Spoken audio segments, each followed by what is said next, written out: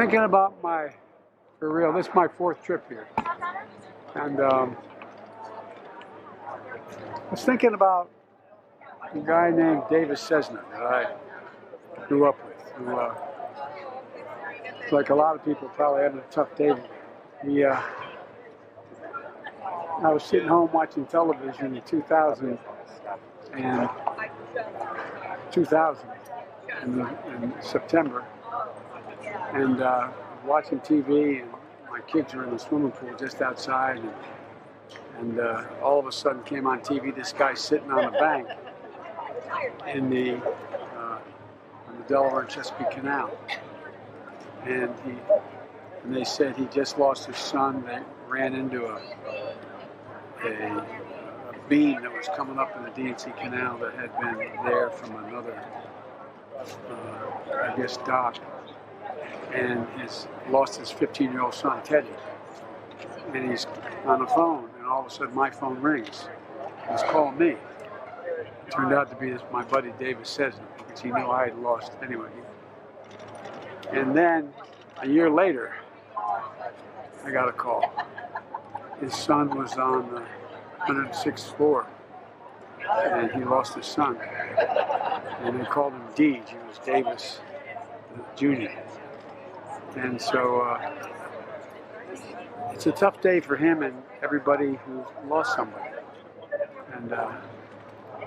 And you know, I know you've heard me say it before, and I'll probably get criticized for saying it again, but these memorials are really important. But they're also incredibly difficult for the people who are affected by it. Because it brings back the moment you got the phone call. It brings back that instant you got the news, no matter how many years go by. So I've been thinking about it. I've been thinking of all the people. When I was down at the Rug, talking to a number of family members who lost somebody. You know, think about it. Talk about genuine heroism. I'm not talking about the news media, but think of all of you, if you're on that plane, knowing 2 terrorists in the cockpit. How many of you said, I got a good idea. Let's go up and rush that cabin. Even though you knew that probably they're going to do something you're going to lose anyway, but it's one thing to say, I know I should step up. Another thing to do it. That's genuine heroism. That's not on the margins. That's not maybe you did it. I mean, you know, and I just think, I thought that President Bush made a really good speech today. Genuinely good speech about who we are. We're not, the core of who we are is not divided. It's just this notion of, I don't know how to explain it. I think, Jeff, I'll talk to you a little about this. I think the real issue for those kids I just had a picture taken with, some of them had Trump hats from last year. I think for them it's going to be, are we going to, in the next 4, 5, 6, 10 years, demonstrate that democracies can work or not? Because I had just had a long, I'm not going to discuss with you now, but I had a long conversation with President Xi for over an hour and a half. Not last night, night before last. And I've had that one-on-one summit with Putin, and I've spoken with others. There's a lot of autocrats who truly believe that democracies can't function in the 21st century. It's not a joke. They think because the world is changing so rapidly, and people are so divided, you can't bring people together in a democracy to get a consensus. And the only ones that are going to be able to succeed are the autocrats. That's why it's so damn important we demonstrate. Everybody says, Biden, why do you keep insisting on trying to bring the country together? That's the thing that's going to affect our well-being more than anything else, how the rest of the world responds to us. Knowing that we actually can, in fact, lead by the example of our power again. I think we can do it. We've got to do it. And so it's all tied. And my meeting with these people, you know, I know you're all tired of hearing me say, you know, a lot of good folks on Wall Street, but they didn't build the country. hard-working middle-class folks built this country, and the unions built the middle class. It's about time we start showing them some real respect again. And that's why I'm hopeful. I know a lot of you think I'm just always too optimistic, but I think we're going to get a major pieces of legislation through, both on a bipartisan basis, and I think we're going to get something done consequential, and the whole issue of dealing with human infrastructure. And when we do that, it's more than just how it's going to grow the economy in an exponential way in near term. But the rest of the world's going, whoa, how did they do that? I thought they didn't talk to each other.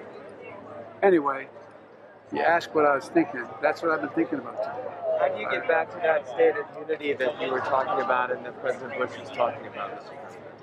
By being honest when I make a mistake, by being straightforward, telling people exactly what I want to do, letting them know that there's nothing, no hiding the ball.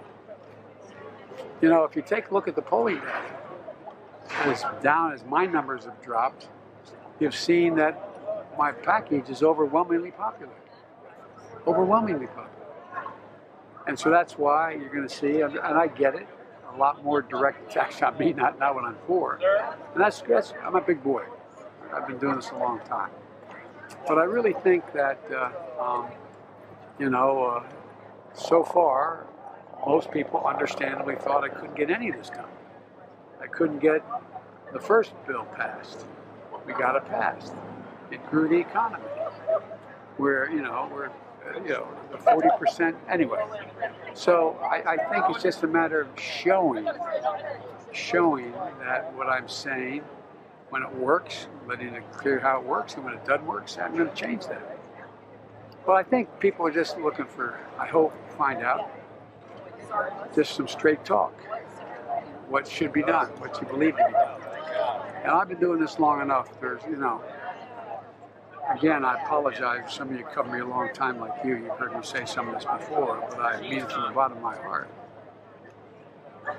I told you a story about when I won as a 29-year-old kid. Everybody said, well, what's the secret? What's the secret? It had to be some special secret. How the hell could I win? Straight up. I had to find something. And I said, the secret is figuring out what's worth losing over to. What are you willing to lose over? That you believe. If you can't figure that one out, you shouldn't run. You shouldn't do it. And so the things that I'm pushing, I believe. I believe. Now, I'm not, didn't mean I'm just, everybody has to agree I'm right. I mean, but I'm just laying out what I think has to be done to bring this country back. You've heard me say it 1,000 times. This is the most unique country in the whole damn world. We're an idea. It's an idea. It's not based on ethnicity. It's not based on geography. It's not based on religion. It's an idea. It really is. We hold these truths. I mean, we never lived up to it. We've never walked away from it except the previous 4 years. And so, it'd be inappropriate for me to tell you the number of serious Republicans in the past and a few that are still around who call me and tell me, what can I do to help? Because they get it too. They may not agree with everything I say, but this idea that, what do you want to do with Biden? I want to box him. I should be so lucky. But it is the kinds of things, or, stuff that's coming out of Florida, stuff that's coming out of, Robert E. Lee had been in Afghanistan. You'd have won. No, anyway, I'm telling you too much, but the point is, what I'm thinking about today is what these people who, and I've got a small piece of one of the beams they gave me last time, or not last time, but how many times ago, and the flag they gave me. And I'm thinking of, what are the people who died? What would they be thinking? They think this makes sense for us to do this kind of thing where you ride down the street and someone has a sign saying F so-and-so, or, I mean, it's not who we are. Great. Thank you, sir. We're in Afghanistan anymore. Do you think this marks a new phase for the country as it experiences this anniversary 20 years later? Well, I think, look, I do. If you read, there was a big article with 16, 17 people, was it in, I guess it was, what was it? Political. And quoting major players over the last 20 years. And every one of them said that, well, look, we didn't start off this way. If you had told anybody that we were going to spend $300 million a day for 20 years to try to unite the country after we got bin Laden, after Al Qaeda was wiped out there, can Al Qaeda come back? Yeah, but guess what? It's already back other places. What's the strategy? Every place where Al Qaeda is, we're going to invade and have troops stay there? Come on.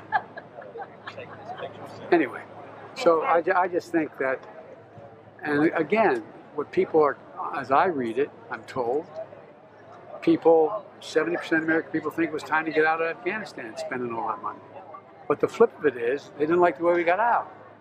But it's hard to explain to anybody, how else could you get out? For example, if we were in Tajikistan and we pulled up a C-130 and said, we're going to let, anybody who was involved with being sympathetic to us to get in the plane, you'd have people hanging the wheel well. So you guys got a tough job, and I'm glad I don't have it. So anyway, I'm going to... Thank you, guys. Come on, you guys stay here. Thank you.